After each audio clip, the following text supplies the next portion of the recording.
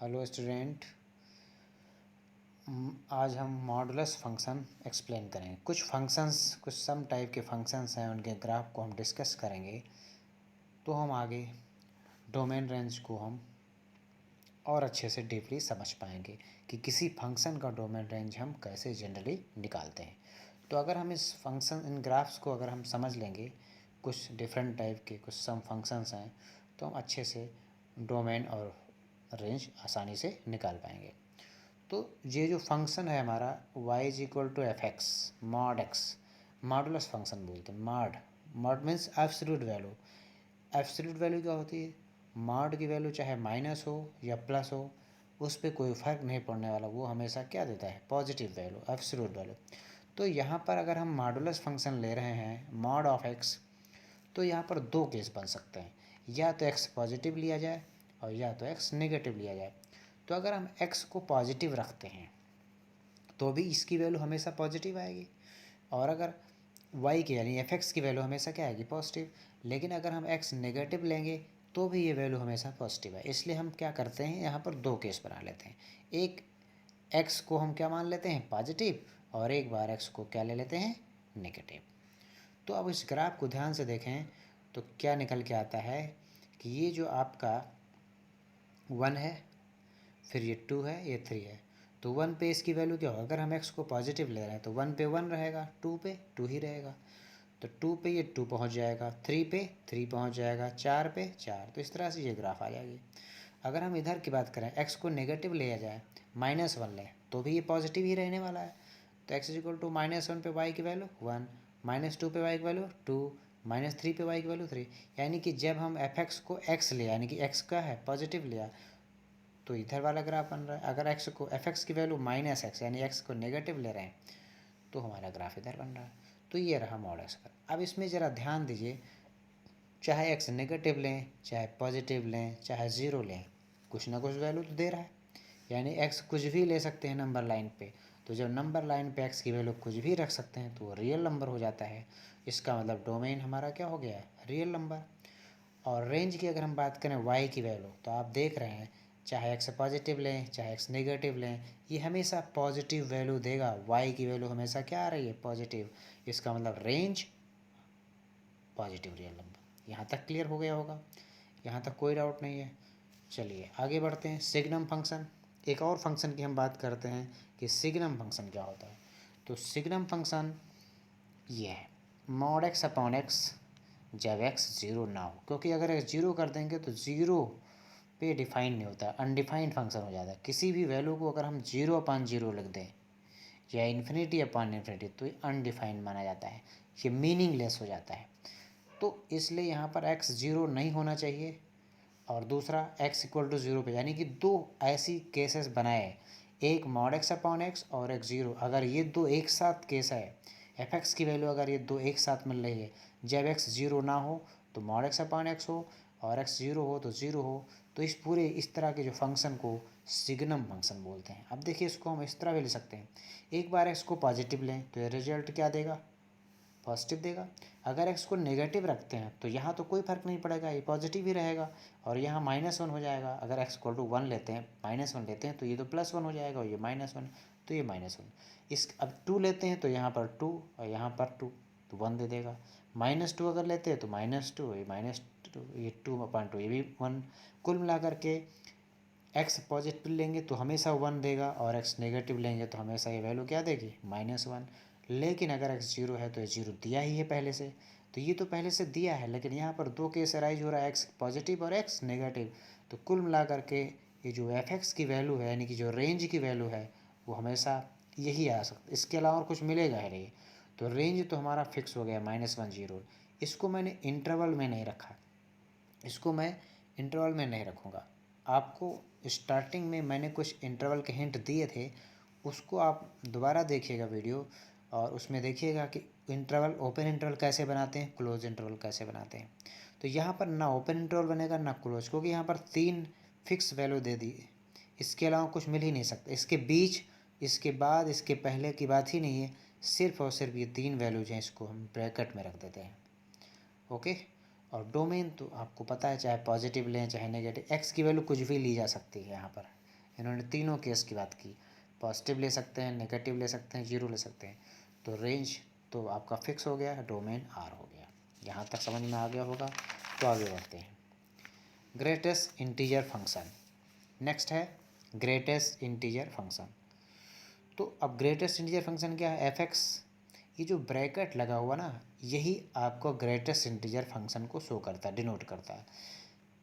ये क्या एक डिनोट करता है? ग्रेटेस्ट इंटीजर जो हमेशा यानी जो इसके अंदर वैल्यू लिखी जाएगी एक्स, इस ग्रेटेस्ट इंटीजर की वैल्यू या तो एक्स होगी और या एक्स से बराबर होगी, या तो इस एक्स होगी या इससे छोटा होगी।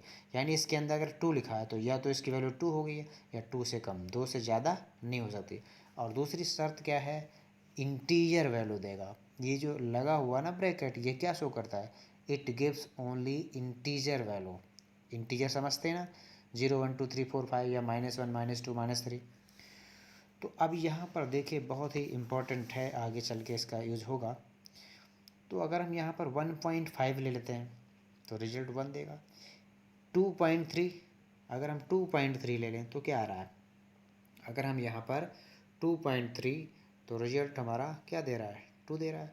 0.9 अगर ले, 0.9 तो -1, -2.1 लें तो -3। इसका मतलब क्या हो रहा है कि अगर हम 2.-1 लेते हैं तो माइनस, यहाँ पर देखिए 1 पॉइंट कुछ भी ले, क्योंकि 1.5 तो इंटीजर है नहीं, हमें इंटीजर वैल्यू देना है। तो 1.5 को 1 यानी 1 से लेकर 2 तक कुछ भी रख दें तो ये 1 देगा। क्योंकि अगर हम 1.9 तक 99 तक रख दें तो भी ये 1 ही देगा, क्योंकि इसका डेफिनेशन क्या है? इसकी वैल्यू या तो x से छोटी होगी या बराबर होगी, इससे बड़ी नहीं हो सकती। तो 1 पॉइंट समथिंग यानी 1 से 2 के बीच में, कहने का मतलब कि 1 से 2 के बीच में कुछ भी रख दें तो ये वैल्यू हमेशा 1 देगी। इधर ओपन इंटरवल यानी कि 2 से कम कुछ भी रख दें और 1 या 1 से ज़्यादा तो ये वैल्यू हमेशा। इसी तरह से 2 से 3 के बीच में कुछ भी रख दें 2 देगा, 3 से 4 के बीच में 3। अगर हम माइनस की तरफ चलें -0.9 तो -0 या तो इसकी वैल्यू इससे छोटी होगी या इससे बराबर। तो इससे छोटी लेंगे तो क्या आएगी? इससे छोटी वैल्यू क्या होगी? -1। 0.9 से और छोटी क्या होगी? -1। और इसके बराबर तो हम ले नहीं सकते क्योंकि इंटीजर लेना है, तो इसकी वैल्यू -1। ऐसे -2.1 से छोटी क्या आएगी? -3 आएगी कि नहीं आएगी? -2.1 से छोटी क्या आएगी? -3। तो आपने देखा ये दो सिचुएशन बन रही है। अब यहाँ पर देखिए हमने बोला कि 1 से 2 के बीच में कुछ भी ले लें ये वैल्यू 1 देगी, तो 1 पे हमने डार्क कर दिया, क्योंकि अगर जो इंक्लूड होता है वो डार्क होता है, जिसको इंक्लूड नहीं करते वो सर्कल हो जाता है। तो 1 से 2 के बीच में यानी 1 को ले रहे हैं। 2 से 3 के बीच में 2 आ रहा है इसलिए 2 पे डार्क किया। इधर -1 से -2 के बीच में हमेशा -2 आएगा, -2 से -3 के बीच में हमेशा -3 आएगा, तो इस पर डार्क कर दिया। और इस तरह से ये ग्रेटेस्ट इंटीजर फंक्शन फॉर्म हो जाता है। अब यहाँ पर एक चीज़ आपने देखा कि x कुछ भी वैल्यू रखते चले जा रहे हैं, डोमेन r, और रेंज हमेशा क्या दे रहा है? इंटीजर वैल्यू, इसलिए रेंज आई, खत्म। नेक्स्ट, रेसिप्रोकल का मतलब आप समझते हैं उल्टा, यानी कि अगर f(x = x) लिखा है तो उसका रेसिप्रोकल 1/x। तो 1/x समझने के लिए कुछ भी नहीं है, 1 वैल्यू रखती है तो 1, 2 रखेंगे तो 1/2 यानी कि यहाँ पहुँच जाएगा। 3 रखेंगे और छोटा होगा y की वैल्यू, 4 रखेंगे और छोटा होगा यानी उधर बढ़ जाएगा।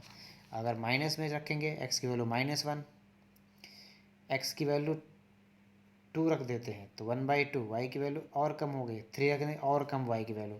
लेकिन अगर इधर बढ़ते हैं तो y की वैल्यू इधर बढ़ रही है। उसी तरह से ये ग्राफ इधर बना है। तो आपने क्या देखा कि डोमेन r, डोमेन यानी x की वैल्यू कुछ भी रख दीजिए लेकिन 0 को छोड़कर। क्यों? क्योंकि अगर हम 0 रख देंगे तो 1/0 मीनिंगलेस, अनडिफाइंड हो जाएगा। 0 से किसी भी नंबर को डिफाइन कर नहीं किया जा सकता, डिवाइड नहीं किया जा सकता, क्योंकि अगर हम 0 से किसी नंबर को डिवाइड करते हैं तो वो मीनिंगलेस वैल्यू होती है, अनडिफाइंड वैल्यू होती है, इसलिए 0 नहीं ले सकते। उसी तरह से रेंज आप देख रहे हैं x कुछ भी रख दें y की वैल्यू कुछ ना कुछ मिल रही है लेकिन 0 कभी नहीं मिलने वाली, इसलिए रेंज भी 0 को छोड़कर है। अब दो इम्पोर्टेंट फंक्शन और हैं, इनका भी यूज़ आगे हो सकता है, बहुत ज़्यादा इम्पोर्टेंट नहीं कह सकते लेकिन यूज़ है। एक है एक्सपोनेंशियल। एक्सपोनेंशियल में क्या है? वो f(x = a⁴x) is called exponential function. अब यहाँ पर दो केस राइज हुआ है।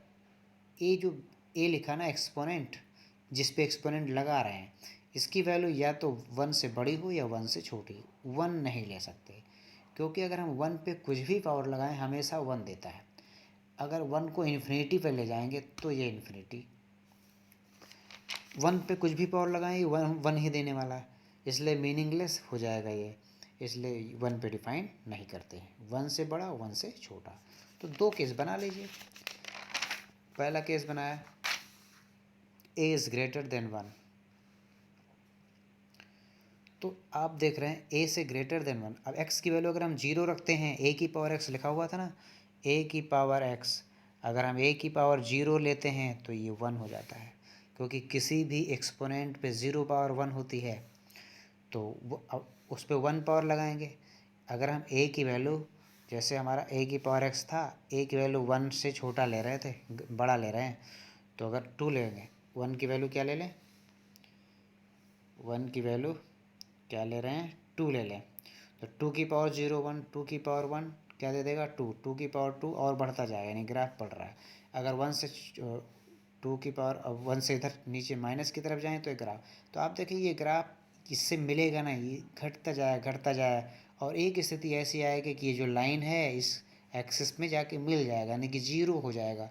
लेकिन ये कब होगा, जब बढ़ते जाएंगे इधर माइनस की तरफ, यानी माइनस इन्फिनिटी की तरफ बढ़ेंगे नंबर लाइन पे। ऐसे इधर इधर बढ़ रहा है, तो आप देख रहे हैं x की वैल्यू, यानी कि डोमेन x कुछ भी ले रहे हैं, माइनस इन्फिनिटी से इधर कुछ भी रखते जाइए, वैल्यू कहाँ जा रही है, इन्फिनिटी तक। तो आप देख रहे हैं कि जो डोमेन है तो r है, लेकिन रेंज देखो यहाँ से जाना चाहिए था ना, अगर y 0 से जाता तो हम 0 लेते, इसलिए 0 को यहाँ पर इंक्लूड नहीं करेंगे, लेकिन ये y कहाँ तक जा रहा है, इन्फिनिटी तक, तो 0 से इन्फिनिटी। जब इंक्लूड नहीं रहता है तो ओपन इंटरवल हो जाता है, अगर इंक्लूड करते हैं तो क्लोज। पिछला वीडियो देखिएगा इंटरवल के, उसमें हमने बताया था। अगर वरना मैं दोबारा समझा दूंगा, जब डोमेन रेंज का वीडियो लेके आऊँगा तो उसमें मैं दोबारा इंटरवल को बता दूंगा। अभी तो मैं मोटा मोटा आइडिया दे रहा हूँ कि फंक्शंस कितने टाइप के होते हैं। अब इन्हीं फंक्शंस का अगर हम डोमेन रेंज निकालना चाहें तो ईजिली इस ग्राफ से हम समझ के डोमेन रेंज ईजिली निकाल सकते हैं। तो इसलिए ये बेसिक पॉइंट है, समझ लीजिए। इतने ग्राफ जो हैं, इस ग्राफ से हमें आइडिया लग जाता है कि इंटरवल क्या बनने वाला है। लेस देन 1 में वही कहानी होगी, मतलब ए बेस जो है, जो एक्सपोनेंट पावर है 1 से कम, यानी 1/2। अब 1/2 पे अगर हम 1 पावर लें तो 1/2 पे 0 पावर तो 1 होगी, 1/2 पे 0 पावर 1, 1/2 पे 1 पावर 1/2, वाई की वैल्यू 1/2 पे 2 पावर और कम, वाई की वैल्यू घटती जा रही है, लेकिन 1/2 की -1 करेंगे तो 2 हो जाएगा, 1/2 की पावर -2 क्या हो जाएगा 4। इस तरह से ग्राफ बढ़ेगा, तो ये ग्राफ हो जाएगा। बस नेक्स्ट है, ये ज़्यादा इम्पोर्टेंट नहीं है, लेकिन थोड़ा बहुत इम्पोर्टेंट समझ सकते हो, कभी कभी यूज हो जाएगा। ए की पावर, आपने एक्सपोनेंट फंक्शन पढ़ा होगा, एक्सपोनेंशियल फंक्शन। एक्सपोनेंशियल फंक्शन क्या होता है, किसी भी एक्सपोनेंट, किसी भी, जैसे मान लीजिए 2 लिखा हुआ है, 2 की पावर 3, तो इसको क्या लिखेंगे 2 इंटू 2 इंटू 2, तो ये एक्सपोनेंट कहलाता है। अब अगर इस एक्सपोनेंट का नाम दे दें b, तो अगर हम लाग में इसको लिखेंगे तो लागार्थमिक फंक्शन में लिखेंगे तो b यहाँ रखा जाएगा और जिस पे एक्सपोनेंट लगा रहे हैं वो यहाँ होगा और जो पावर है वो यहाँ आएगा, यही लागार्थमिक। अब इसकी कुछ प्रॉपर्टीज़ मैंने भेजा है, उसको आप देखेंगे, उस प्रॉपर्टीज़ का यूज़ आगे चल के होगा, फ़िलहाल उसको आप ऐसे अभी लर्न कर सकते हैं। अब लॉगरिथमिक फंक्शन में ख़ास बात क्या है कि जो भी फंक्शन हम लेते हैं उसका जो बेस है वो 1 नहीं होना चाहिए, उस 1 पे वो कभी डिफाइन नहीं होता है, ये लॉगरिथमिक की प्रॉपर्टी है। तो 1 को छोड़ करके, अब यहाँ पर अगर हम log x देखते हैं तो 1 को छोड़कर कुछ भी बेस ले लें, तो अगर हम log 1, अब कुछ प्रॉपर्टीज़ मैंने पीछे लिखी है, यहाँ पर आप चाहें तो देख सकते हैं। log 1 की वैल्यू 0 होती है, बेस यहाँ पर दिया हो, अगर कोई बेस मान लीजिए e है, इसकी वैल्यू 0 होती है। log 1 बेस 10 लिया जाता है, अगर जनरली नहीं दिया हुआ तो बेस 10 लिखे था। तो अब यहाँ पर 1 पे 0 हो जाएगा, फिर वैल्यू अगर बढ़ाते जाएंगे 1 2 3 तो ये वैल्यू बढ़ती जाती है। तो इसका हम ज़्यादा यूज़ नहीं करना है, बस थोड़ा सा आइडिया दे रहा हूँ कि log x का ग्राफ कुछ इस तरह होता है। अब इसमें ख़ास बात जो मुझे बताना है कि कोई भी लॉगरिथमिक फंक्शन है, अगर तो हमें ये ध्यान देखना है कि जो बेस है वो 1 नहीं होना चाहिए। दूसरी कंडीशन ये आपको बिल्कुल लर्न कर लेना है कि जो बेस है वो 1 नहीं होना चाहिए। और दूसरा, ये जो आपका वेरिएबल है ये 0 नहीं होना चाहिए। क्यों? क्योंकि ये दो चीज़ तो आपको ज़रूर याद रखना है कि log 0 बेस ए इन्फिनिटी होता है और log 1 बेस ए जो है ये 0 होता है। ये दो कंडीशन तो ज़रूर याद रखना है। कौन कौन? log 1 बेस ए 0 और log 0 बेस ए इन्फिनिटी अनडिफाइंड होता है। इसलिए 0 बेस इसलिए x को हम 0 नहीं ले सकते, यानी कि 0 से कुछ भी आगे कुछ भी ले सकते हैं। तो इसका मतलब ये हुआ कि जो डोमेन लेंगे वो 0 से इन्फिनिटी, 0 को इंक्लूड नहीं करना है इसलिए ओपन इंटरवल, और आगे इन्फिनिटी है इसलिए ओपन इंटरवल, और रेंज r, और ये रेंज r है।